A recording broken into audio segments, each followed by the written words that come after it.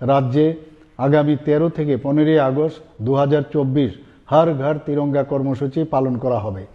এই কর্মসূচির অঙ্গ হিসাবে সরকারি ও বেসরকারি প্রতিষ্ঠানের পাশাপাশি রাজ্যের প্রতিটি বাড়িতে জাতীয় পতাকা উত্তোলন করা হবে। আমি হর ঘর তিরঙ্গা কর্মসূচি সফল করে তুলতে রাজ্যের প্রত্যেক জেলা, মহকুমা, আগরতলা পুর নিগম সহ অন্যান্য শহর, ব্লক, পঞ্চায়েত ও ভিলেজ এলাকায় বসবাসকারী প্রত্যেক নাগরিকের প্রতি আহ্বান জানাচ্ছি।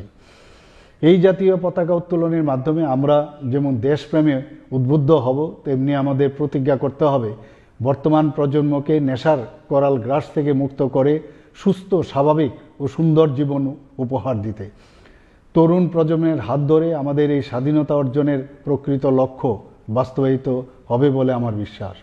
আসুন সবাই মিলে নেশামুক্ত ত্রিপুরা গড়তে আজকের এই দিনে অঙ্গীকারবদ্ধ হই।